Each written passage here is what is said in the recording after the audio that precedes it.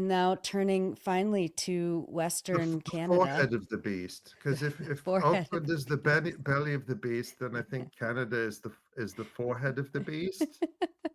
the receding Maybe, hairline of the beast. I don't maybe. know. I'm not sure. Uh, I won't talk about receding hairlines, but yeah, another credit to the grassroots, to the people who are making things happen. Um, this actually happened at the end of August, and I've been wanting to talk about it. But the city of Burnaby in British Columbia uh, voted unanimously, the council there, uh, to become an apartheid free community.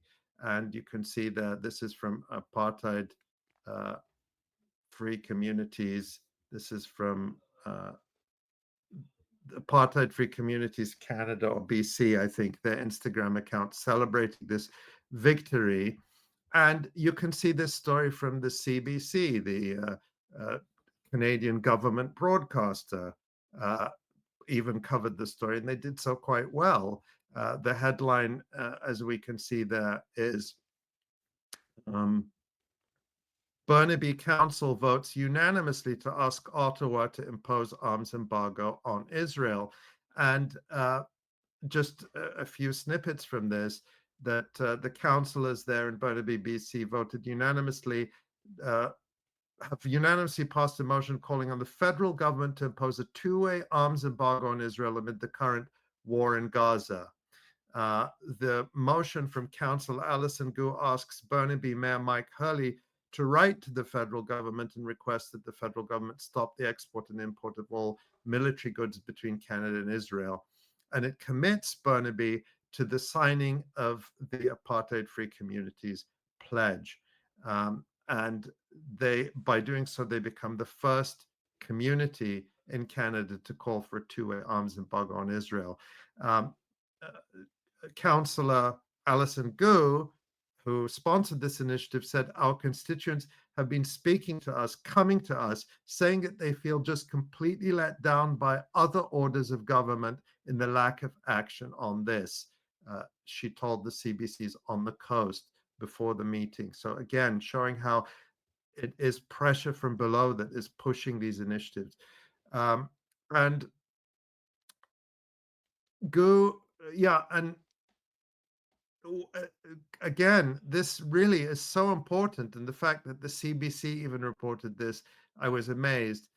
She said the motion was motivated by recent analysis that showed that arms from Canada are still flowing to Israel, despite the federal government's insistence that no arms have been shipped to the country since January 2024.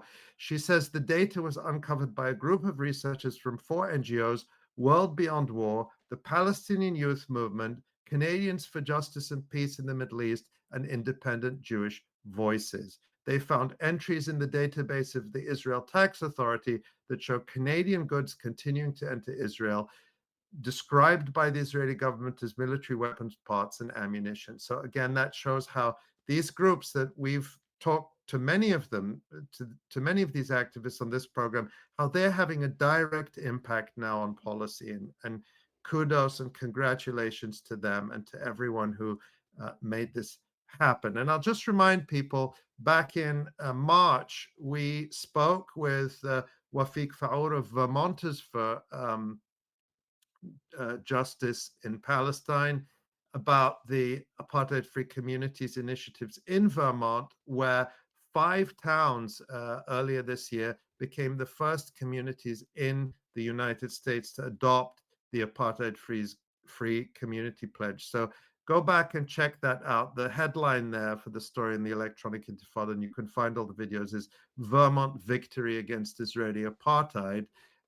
At And if you want to find out how to start such a campaign in your community, that's assuming you don't already have one. And I would be shocked if anyone watching today isn't already part of such a campaign. You can go to the website apartheid-free.org, and we're showing that on the screen there, and find out more about this campaign and resources and communities that are involved and so on. I don't know if John, as the resident Canadian, has any Canadian cultural, greetings that you can send to the people in Burnaby. But I'm in Canada in physical presence only.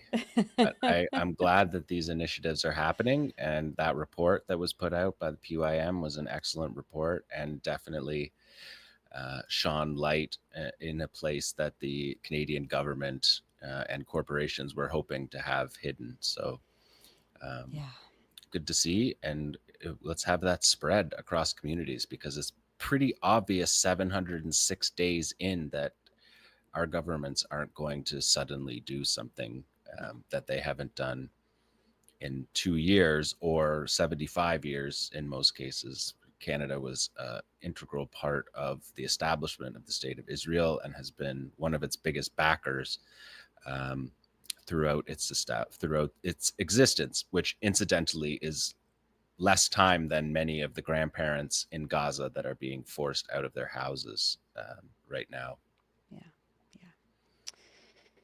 Indeed. Thank you for that. And again, it's apartheid-free.org, I believe, Ali, if that's right. Yeah, apartheid-free.org/pledge to get involved and either join or start a campaign in your local community.